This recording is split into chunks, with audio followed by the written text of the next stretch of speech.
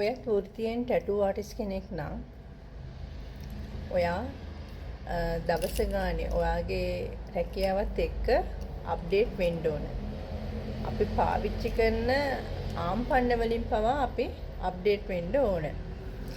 ඒකට පොඩි නිදසුනක් විදියට අපි සාමාන්‍යයෙන් කාබන් එක print out එකක් ගන්නකොට මෙන්න මේ වගේ print out එක අපි ගන්නවා. මේ තියෙන්නේ එහෙම කඩදාසියක ගත්තොත් මේ normal sketch එක මම කපලා ටැටු එකට ගත්තු එක. හැබැයි දැන් මම use කරන්නේ මෙන්න මේ විනිවිද පෙනෙන ඉටි කොලය. මේක එසේ මෙසේ එකක් නෙවෙයි. මේක ටැටු වලටම තියෙන පේපර් එකක්.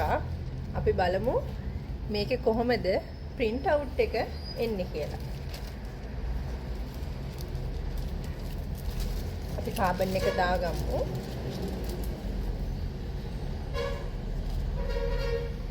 කාබන් එක දැම්මා. ඊපස්සේ මේ පේපර් එක දැම්මා. ඉටි පේපර් එක. right.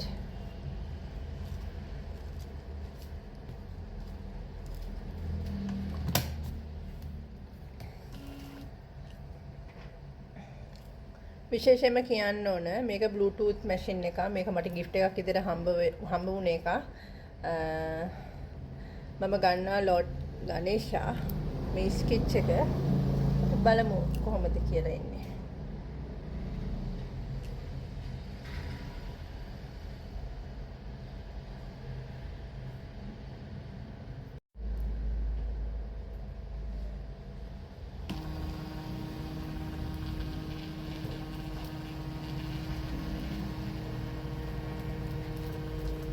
Wow.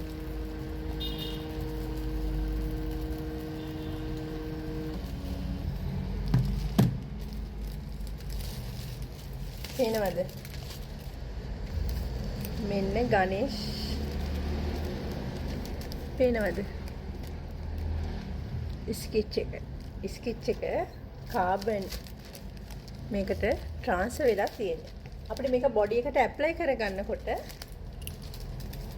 අපිට මේක විනිවිද පේන නිසා හරි ලේසි මැනේජ් කරගන්න. පේනවද? මෙහෙම ස්කින් එකට තියුවොත් අපිට මේක පේනවා. ඉතින් ඔයා ටැටූ ආටිස්ට් කෙනෙක් නම් අපි හැම පැත්තෙම බලලා දවස ගානේ අප්ඩේට් වෙන්න ඕන.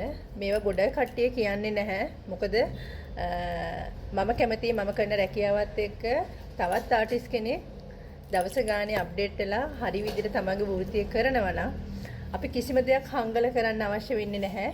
අපි හොඳ දේ අපි ඉන්න ෆීල්ඩ් එකේම අයට අපි දෙන්න ඕන.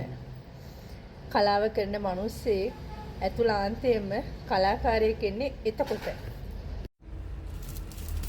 මේ ගත්තු ස්කෙච් එක බොඩි එකට ඇප්ලයි කරා. මේක තමයි වෙන්න ඕනි. ඒ වගේම අපිට shoulder line, elbow, knee සාමාන්‍යයෙන් circle line වගේ එන piece එකක් කරන්න ගියාම මේ වගේ විනිවිද පේන්නේ නැති කඩදාසියකින් කරන්න ගියොත් ආටිස්ට් කෙනෙක් විදිහට හැමෝටම පොඩි ගැටලුවක් හරි එනවා. මේක එහෙම වෙන්නේ නැහැ. මේකේ ප්‍රධානම හේතුව අපිට මේක විනිවිද පේන පේපර් එකක්. try කරලා බලන්න. අසහිතයි.